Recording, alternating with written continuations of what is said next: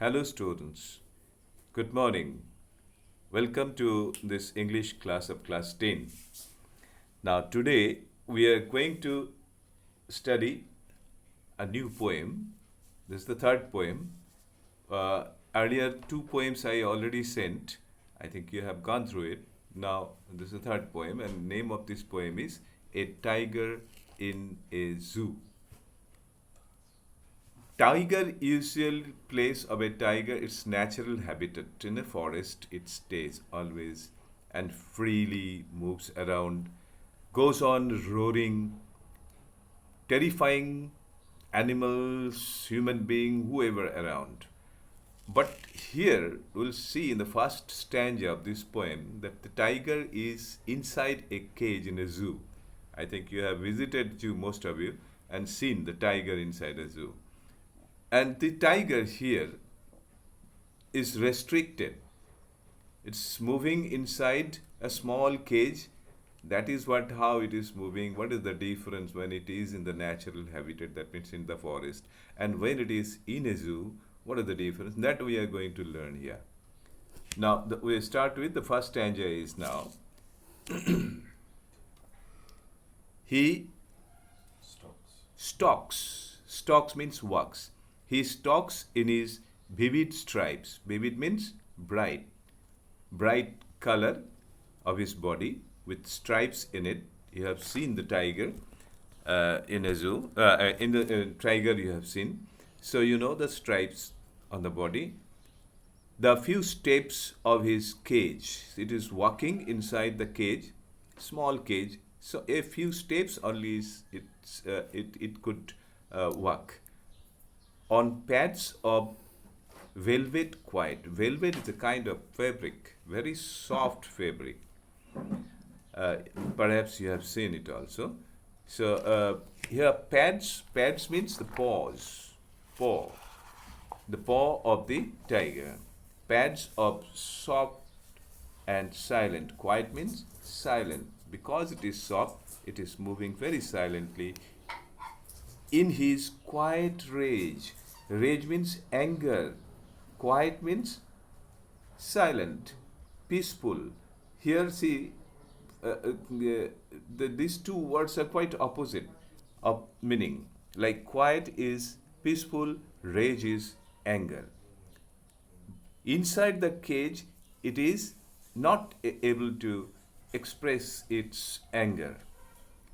It cannot roar there inside because it is controlled, restricted inside the cage. So that is why here is telling in his quiet rage, trying to show its anger, but not as it does in that forest.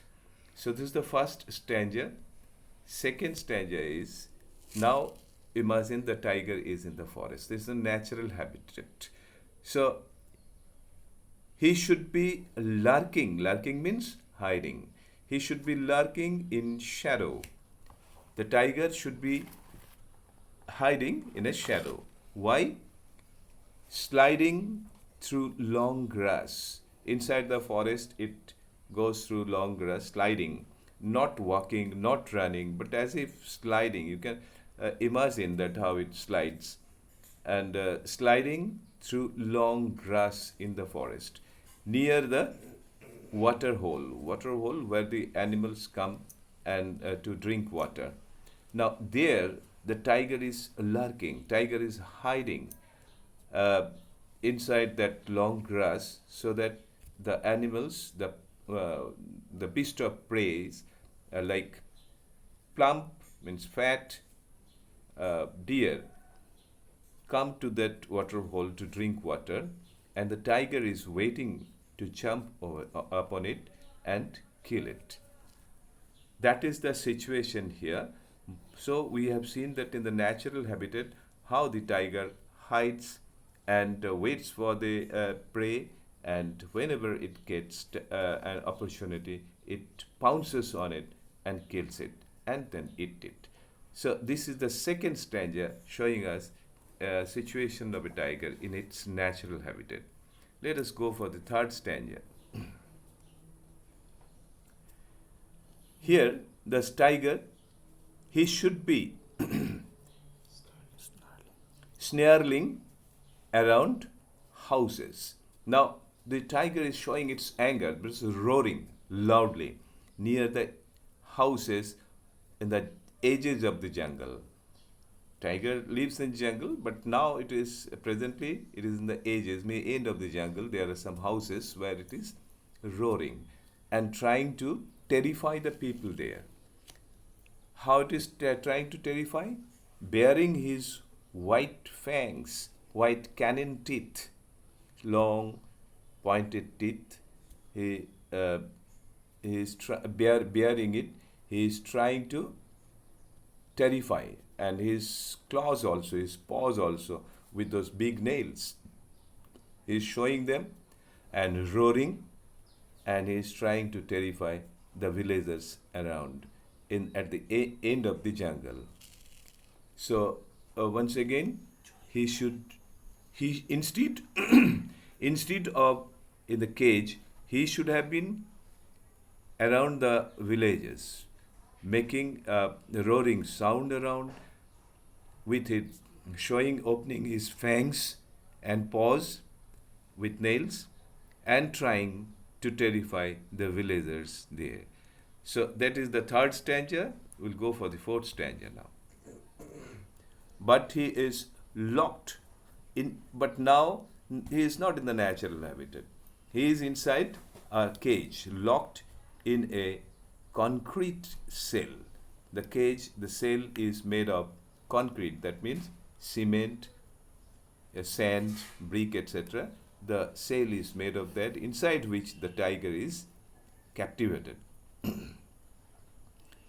His strength behind bars. Now, the tiger's strength, he cannot show its strength because it is inside that cage, inside that cell. So it is behind the bars. That means it is restricted, controlled, the length of his cage. Now, his strength is restricted inside the length of his cage. Ignoring visitors. He is not looking at the visitors. He is avoiding the visitors because he knows that his anger will not terrify anyone. So he is not looking at the visitors and not showing anything. So we go for the last stanza now. He hears the last voice. At night, when all the visitors have left, now the tiger is sitting inside the cage alone and hearing the last voice of those patrolling cars. In the car, the people, the security people, they are moving around in this zoo. That sound of the car, the tiger is hearing at night, and stares with his bright eyes, his brilliant eyes. Brilliant eyes means bright eyes here. So he is looking at with his bright eyes at the brilliant stars, at the bright stars. These two lines at the end, it suggests that the tiger is looking with great hope, hopefully. Looking at those bright stars means outside, the outside world. Now he is thinking that one day he will be he will be freed.